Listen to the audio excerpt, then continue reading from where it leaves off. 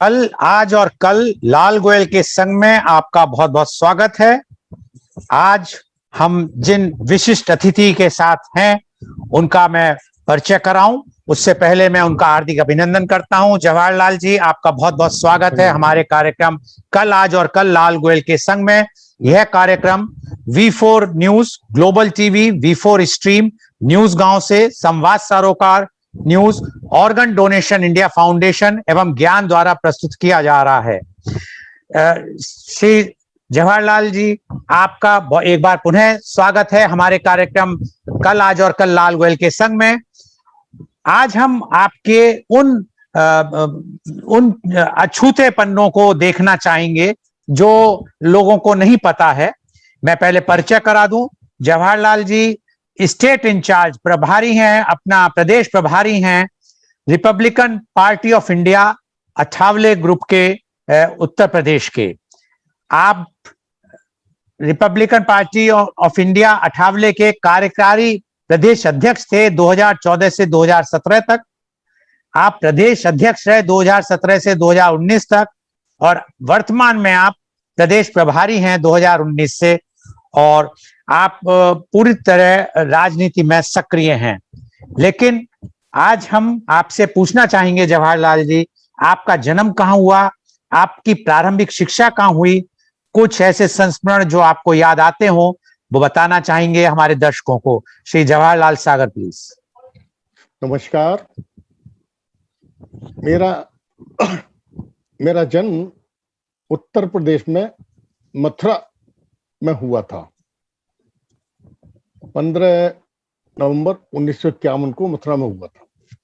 मेरी प्रारंभिक शिक्षा मथुरा में ही हुई थी और उस टाइम पर मुझे, जब मैं हाई स्कूल और इंटरमीडिएट में था, तो लोगों को वर्दी पहनते देखते हुए मुझे एक अजीब सी एहसास होता था कि ये लोग इस समाज के सेवा में, देश की सेवा में तत्पर रहते हैं और ये कितने स्मार्ट लगते हैं। जवाहरलाल जी, मैं यहाँ आपको रोकना चाहूंगा, ये पूछना चाहूंगा, तो आपकी जो प्रारंभिक शिक्षा हुई वो आपकी मथुरा में हुई।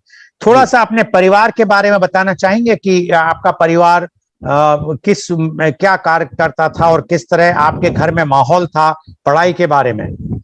हाँ, अवश्य। मेरे पिताजी स्वर्गीय श्री कन्हैयालाल जी 1936 में उन्होंने MA इन इंग्लिश किया, 1938 में MA इन पॉलिटिकल साइंस किया।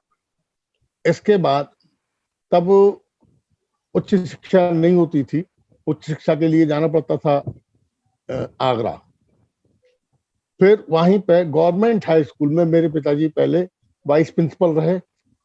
इसके बाद 41 में गवर्नर नॉमिनी वो म्युनिसिपल कमिश्नर बने और इसके बाद उन्होंने अपना राजनीतिक कैरियर वहीं से आरंभ किया। सन 62 में वो फर्स्ट टाइम गोकुल कॉन्स्टिट्यूंसी से असेंबली का इलेक्शन लड़े कांग्रेस पार्टी से, और उन्होंने सन 62 से 67 तक, फिर इसके बाद लगातार 80 तक, वो 85 तक वो वहां से MLA रहे। कॉन्स्टिट्यूंसी बदल गई, उसकी जगह गोवर्धन कॉन्स्टिट्यूंसी आ गई, तो मेरे पिताजी वहां से विधायक रहे।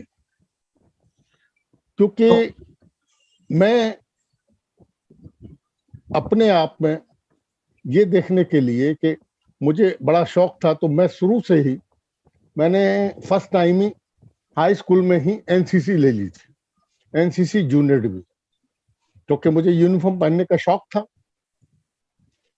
तो मैंने NCC सीनियर डिवीजन में किया, मैं सीनियर अंडर अफसर भी रहा और मेरा एक ही मात्र उद्देश्य था कि मुझे किसी तरह से फोर्सेस में जाना। मेरे परिवार वाले मुझे कतई नहीं चाहते थे कि मैं फोर्सेस में जाऊं, लेकिन मैंने अपने परिवार वालों से चोरी से अपना फॉर्म भरा sub inspector of police UP के लिए, और 71 में मैंने फॉर्म भरा, 72 में मेरा सिलेक्शन हो गया और 73 में मैं ट्रेनिंग के लिए मुरादाबाद चला गया। तो इस तरह आपने मतलब इंटरमीडिएट के बाद ही मैं कहूंगा मैं ग्रेजुएशन कर रहा था जी। तो मैंने आपको बताया ना कि 73 के बाद मुझको 73 के बाद मैं गया ना ट्रेनिंग में। तो आपने अपना ग्रेजुएशन भी मथुरा से किया? जी जी जी। अच्छा, तो मथुरा से ग्रेजुएशन करने के बाद आप ट्रेनिंग के लिए पुलिस में मुरादाबाद गए। तो आप कोई ऐसा आपके संग वाकया घटा हो बचपन में जो आप बताना चाहेंगे, जो दिलचस्प वाकया हो जिसने आपको आज भी आपके लिए एक नई दिशा दे रखी है आपकी सोच में या आपके बर्ताव में? कुछ ऐसा हुआ आपके संग बचपन में? मेरे साथ कई घटनाएं बचपन में क्या पुलिस सर्विस में भी हुई और मेरे वे जब मैं विद्यार्थी था विद्यार्थी जीवन में भी मैं देखता था लोगों को, क्योंकि मेरा घर कोतवाली रोड पर था, नीचे दुकानें थी, ऊपर मेरा घर था। पिताजी विधायक थे, मेरे यहाँ लोग पिटे कुटे पीड़ित जिनका उत्पीड़न होता था वो आते थे, मैं उनको देखता था तो मेरे मन में बड़ा क्लेश होता था कि लोग किस तरह के हैं, लोग इन लोगों को मारते हैं पीटते हैं और ये नहीं सोचते कि ये भी मनुष्य है। तो यही से सोच के मैंने मानवता की सेवा करने के लिए पुलिस डिपार्टमेंट ज्वाइन किया था। मुझे वही काम मेरे गुरु मुझको मेरी ट्रेनिंग में मिले तो उन्होंने मुझे 3-4 चीजें ऐसी बताई जो मेरे जीवन में आज तक मुझे याद है। उनका एक चैप्टर लेसन था मेरे लिए कि बा अदब बा नसीब, बेअदब बेनसीब। जो आदमी अदब से बात करेगा वो बानसीब होगा और जो बेअदबी करेगा वो बेनसीब होगा।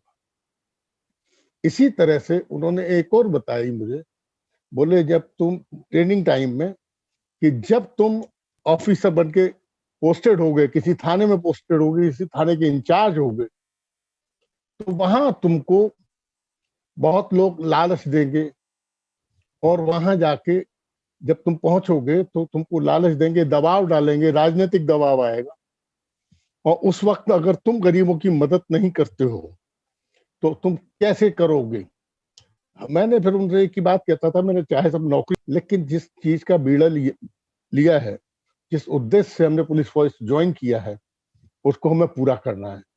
और हमें इस पुलिस फोर्स में आने के बाद 2 बार हमको गोली लगी। एक बार तो हमको लगी थी गोली 15 फरवरी। जवाहर जी, मैं आपको रोकना चाहूंगा एक बार। तो जो ये गोली लगने का आपने बताया, उस वक्त आप कितने साल हो चुके थे आपको पुलिस सर्विस में आए हुए? जब मुझे पहली बार गोली लगी थी तो मुझे कुछ ही महीने हुए थे। मैं अंडर ट्रेनिंग चल रहा था और रात को मैं कोतवाली में नाइट ड्यूटी पे था।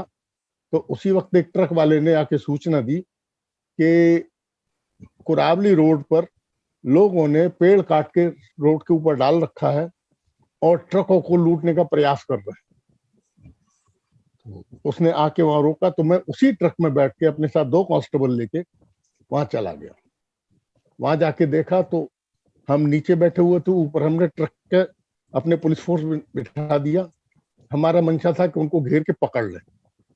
उन्होंने जैसे ही हमारे पास आए तो ऊपर से सिपाही ने फायर कर दिया।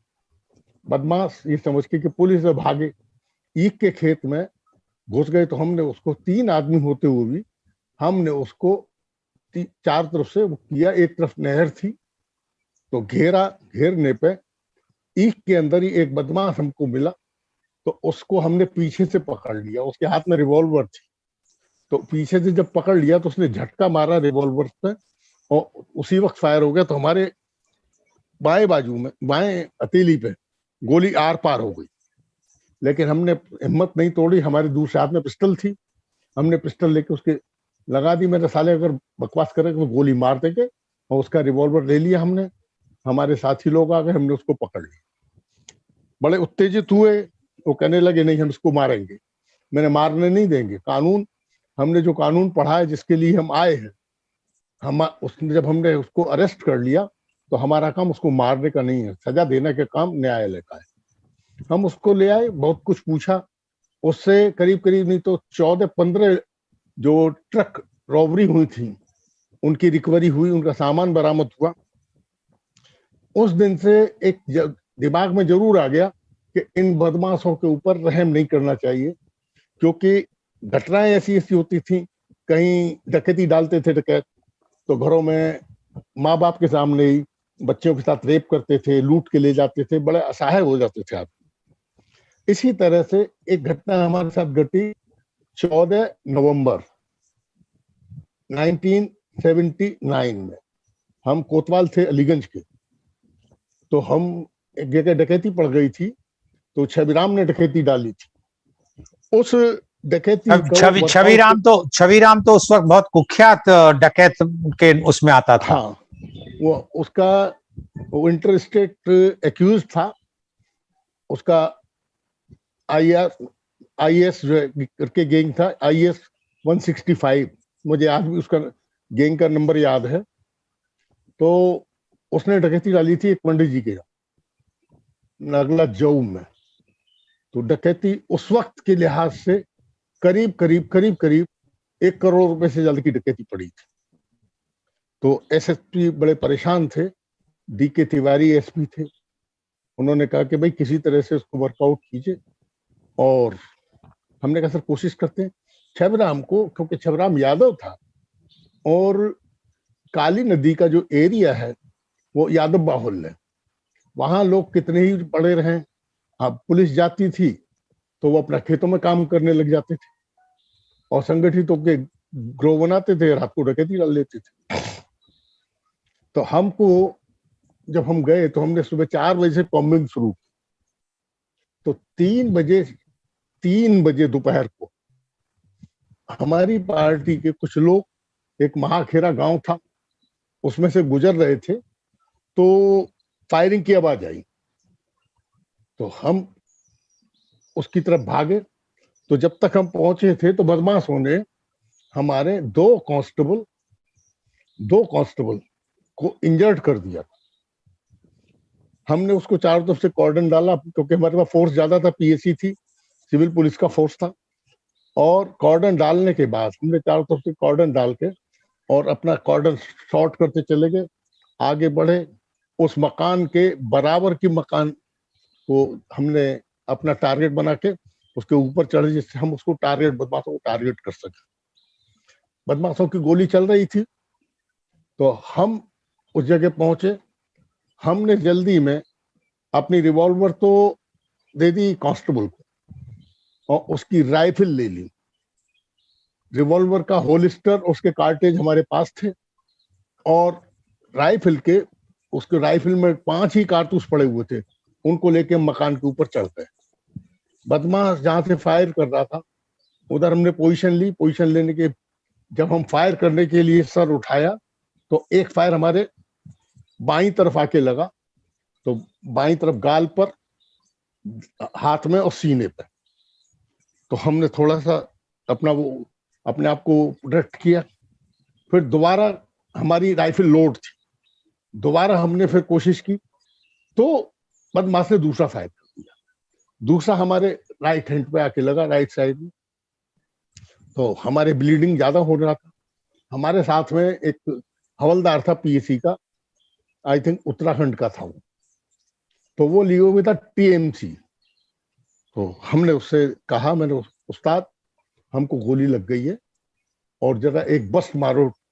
तो उसने हमारी शक्ल देखा हम ब्लड में पूरी तरह से नहाए हुए थे, तो वो एकदम से कूदा और TMC लेके नीचे कूद गया। और अपना TMC का बताएंगे दर्शकों को, TMC क्या है? TMC जैसे आजकल ये 9mm पिस्टल कार्बाइन चल रही है, ये TMC में 455 बोर का कार्टेज पड़ता है और बहुत मोटा कार्टेज होता है, ऑटोमेटिक होती है वो, और उसमें दोनों ही ऑप्शन होते हैं, सेमी ऑटोमेटिक और ऑटोमेटिक। उसका कार्टेज में इतनी ज्यादा ताकत होती है कि वो हाथी तक को गिरा देती है। तो वो जब लेके कूद गया उसको, तो हम अकेले पड़ गए। हमने दोबारा से अपनी पोजीशन ली, तो हमने आंख उठा के देखा तो उस वक्त बदमाश जो है बंदूक अपनी लोड कर रहा था। हमने लेके फायर किया तो बदमाश की बंदूक छटक गई एकदम से। हम यकीन कर बैठे कि इसको गोली लग गई, और राइफल की गोली लगती है तो फिर मुल्जिम को कहीं भी लगेगी तो वो पार्ट बिल्कुल डैमेज हो जाता है। उसके बाद जो सामने दरवाजा था उससे हमको फायरिंग आने लगा, तो हमने उस पे 3 फायर किए। एक फायर तो उसको मारा और 3 फायर उस दरवाजे पे किए जहां से फायर आ रहा था। तो हमको जब हमने देखा कि हमारे फायर कवरिंग फायर की वजह से वहां से फायर आना बंद हो गया, तो हमने अपने आप को वो किया, और करने के बाद हमने जब 5वां राउंड लोड किया तो मैगजीन में से आवाज आ गई, क्योंकि मैगजीन खाली हो चुकी थी। तो मैंने कहा अब राउंड भी नहीं रहे, अब यहाँ रहोगे तो मारे ही जाओगे। तो हमने क्रॉलिंग करते हुए पीछे की तरफ आए, तो पीछे की तरफ आने के बाद एकदम से जंप करके पीछे आ गए, गिरे, तो हमारे दोनों हाथ बेकार हो चुके थे। तो राइफल को जो हम लेके चल रहे थे सिलिंग पे, हमने दांतों में सिलिंग लगा के तब पीछे से कूदे थे। उसका परिणाम ये हुआ, वो राइफल हमारी नाक पे आके गिरी, तो हमारी नाक से भी ब्लीडिंग होने लगा। पहले सीने से, दोनों हाथों से ब्लीडिंग हो रहा था, नाक से ब्लीडिंग होने लगा। तो हम थोड़ी देर के लिए तो नर्वस से हो गए, लेकिन थोड़ा कंट्रोल करके हम एक खंबे के किनारे, एक राउंड हमारी राइफल में था, ये था कि अगर कोई आएगा तो उसको मार दे। इतने में जब गोली चलने की बात हुई थी तो अलीगंज की इंफॉर्मेशन हो गई थी। हमारी एक पार्टी अलीगंज में भी थी, वो दूसरी जो कॉम्बिंग वाली पार्टी थी, तो वो पार्टी भी आ गई। उसमें इंस्पेक्टर थे चरणपाल से। तो उन्होंने कहा जवाहर क्या हुआ मेरे साथ? ऑलमोस्ट हम 2 को तो मारे आए हैं और हमें लग गई है गोली। बोल तुमको गोली लग गई? अंधेरा हो चुका था, नवंबर का महीना था। उन्होंने पुलिस प्रोटेक्शन देके बोले इनको हॉस्पिटल पहुंचाइए। तो फिर फायरिंग पूरी रात चलती रही, और दूसरे दिन 11 बजे 2 हम मार लिए थे, 4 डकैत और मारे गए, कुल टोटल 6 डकैत मारे गए थे। और उसके बाद भी उनके पास बदमाश मारे गए थे, उनके पास जो एमुनिशन था तो उसकी गिनती की थी 2100 एमुनिशन था उनके पास। बहुत इतना एमुनिशन लेके चले थे। हम किसी तरह से, हमारा एमुनिशन कम पड़ सकता था, तो एक राइफल के साथ 50 राउंड सरकार के दिए जाते हैं, और थानों में से तो 20 राउंड लेके चल देते हैं, और एक रिवॉल्वर के साथ 6 गोली लेके चल देते हैं। और बदमाश तो इतनी तैयारी से चलते हैं। तो आप इसके बाद जवाहर जी जब आप अस्पताल में गए तो कितना टाइम अस्पताल में रहे, और फिर आप? अस्पताल में जब हम पहुंचे तो वहां की पोजीशन बड़ी, क्योंकि अलीगंज एक टाउन था, बड़ी हालत खराब थी, वहां का मेडिकल अफसर था नहीं। एसपी को मालूम पड़ा, एसपी बहुत नाराज हुआ, एसपी ने डीएम को डांट लगाई, डीएम से लड़ाई लड़ी थी कि मेरा फोर्स गोली खा रहा है, तुम्हारे डॉक्टरों का पता नहीं है, साले अय्याशी कर रहे हैं। तो वहां तक जब तक काम है, डॉक्टरों के हाथ पर फूल गए, उन्होंने तुरंत हमको रेफर कर दिया डिस्ट्रिक्ट हॉस्पिटल के लिए। डिस्ट्रिक्ट हॉस्पिटल में टीमें तैयार मिली हमको। तो वहां उन्होंने देखा कि तुम्हारी अल्लर नर्व डैमेज हो गई है राइट हैंड की। तो अल्लर नर्व डैमेज हो गई तो मूवमेंट और सेंसेशन खत्म हो गया था। तो हमको तुरंत ही, क्योंकि वहां रखते कुछ गड़बड़ हो जाता तो अस्पताल वालों को खतरा था कि पुलिस वाले हैं, तो उन्होंने तुरंत हमको आगरा रेफर कर दिया। आगरा में डॉक्टर ने हमारा ट्रीटमेंट चेक किया। चेक करने के बाद दूसरे दिन उन्होंने भी हमको दिल्ली रेफर कर दिया। दिल्ली में हमारा करीब नहीं तो 3 महीने तक ट्रीटमेंट होता रहा एलएनजेपी हॉस्पिटल में। तो सेंसेशन तो नहीं आया पूरी तरह से, अब भी हमारे इस उंगली में सेंसेशन कम है। पहले तो पूरे हाथ का ही सेंसेशन चला गया था। तो इसमें इस जो घटना हुई तो इसका तो काफी चर्चा हुई होगी, आपकी बहादुरी की भी काफी चर्चा हुई होगी। क्या इसके लिए आपको कुछ गवर्नमेंट ने कुछ आपको सम्मानित किया या क्या किया? मुझे इंडियन पुलिस का highest award, president police gallantry medal, government ने दिया था। वो प्रेसिडेंट ऑफ इंडिया द्वारा दिया जाता है। उसके एवज में मुझे होल लाइफ तो AC second class with one companion free है, पब्लिक ट्रांसपोर्ट फ्री है, एयर में मुझे 75% का कंसेशन मिलता है, और मुझे हर महीने मेरी पेंशन में इस वक्त मुझे 12,000 रुपए एक्स्ट्रा मिलते हैं। और ये सब चीजें मेरी आफ्टर माय डेथ ये प्रिविलेज जो है मेरे डिपेंडेंट को रहे। तो मतलब आपका जो बताना है तो बहुत आपने अच्छी बात बताई कि जो भी इस तरह के साहसी कार्य करते हैं और पुलिस में, उनको जो अगर उच्चतम उनका जो अवार्ड है जो आपको मिला है, तो उसमें गवर्नमेंट काफी केयर कर लेती है। ये तो बहुत ही अच्छी बात है, और लोगों के लिए भी अच्छी बात है जो पुलिस डिपार्टमेंट में है, कि उन्हें ये भी लगता है कि अगर हम कुछ कर रहे हैं तो हमारे साथ गवर्नमेंट भी खड़ी रहती है। तो इसके बाद जब आपका ये हुआ और आप जब आप ठीक होके आए, उसके बाद भी आप पुलिस में रहे? हाँ, मैं उसके बाद भी पुलिस में रहा और मैंने अपनी सेवा काल पूरा किया। मैं 30 नवंबर 2011 को I was the deputy superintendent of police at Amroha. वहां से मैं सेवानिवृत्त हुआ, और सेवानिवृत्त होने के बाद क्योंकि मेरे अंदर यही था कि समाज के अंदर कुछ परिवर्तन लाना है, समाज में दबे कुचले इन पीड़ितों की मदद करनी है, तो यही सोच के मैं अपना काम करता रहता था। और मैंने एक प्लेटफॉर्म देखा कि रामदास अठावले जो हमारे पारिवारिक फ्रेंड दोस्त थे, तो ये आप अठावले जी का जो आप बात कर रहे हैं, जो आजकल केंद्रीय मंत्री हैं? जी, रामदास अठावले जी, जो केंद्र सरकार में मंत्री हैं, पहले महाराष्ट्र सरकार में भी मंत्री रहे हैं, 5 बार MP रह चुके हैं, 2 बार MLA भी रहे, और वो अपनी पार्टी स्वयं चलाते हैं। तो उनसे थोड़ा सा इंस्पायर हुआ, उनसे प्रभावित हुआ। तो मैं जब उनसे मिलने गया तो उन्होंने कहा कि आप जवाहरलाल जी अब रिटायर हो गए, तो हमारी पार्टी में आके कुछ सेवा कीजिए। मैंने कहा साहब मुझे राजनीति में तो कोई वो नहीं है, लेकिन जनता की सेवा करने का मुझे एक अपना क्रेज है, वो मैं करता ही हूँ, करूंगा ही। बोले तो हमारे साथ आ जाइए। तो हम उनके साथ आ गए और उन्होंने हमको उसी टाइम पे उत्तर प्रदेश का कार्यकारी अध्यक्ष बना दिया। तब से हम राजनीति में सक्रिय हो गए, और आज भी हमारी ये पोजीशन है कि आज ही रात के वो भी अगर कोई आदमी किसी के साथ जाती होती है, उसका टेलीफोन भी हमारे पास आ जाता है, तो हम उसके लिए मदद करते हैं। अगर चाहे लड़ने की बात आती है तो DM SP से लड़ भी जाते हैं। हमारा तो एक ही सिद्धांत है, हम कहते हैं DM SP से कि मान्यवर अगर ये गलत हो तो इसके साथ पूरी कानूनी कार्रवाई की जाए, इसको जेल की जाए, और अगर ये गलत नहीं है, इसको किसी दुर्भावना के तहत जेल भेजा जाता है, तो वो ठीक नहीं होगा, और बता दीजिए उस अधिकारी को इसका परिणाम उसको भोगना पड़ेगा। तो आप जवाहरलाल जी इस तरह आप राजनीति में आ गए, और अभी भी आप इस वक्त भी प्रभारी बने हुए हैं। क्या आपके मन में कभी मन में विचार नहीं आया कि आप MLA या MP का इलेक्शन लड़े या बने?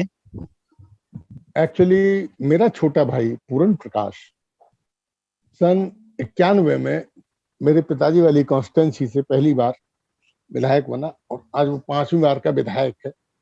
तो परिवार में एक MLA हो तो यही बहुत है।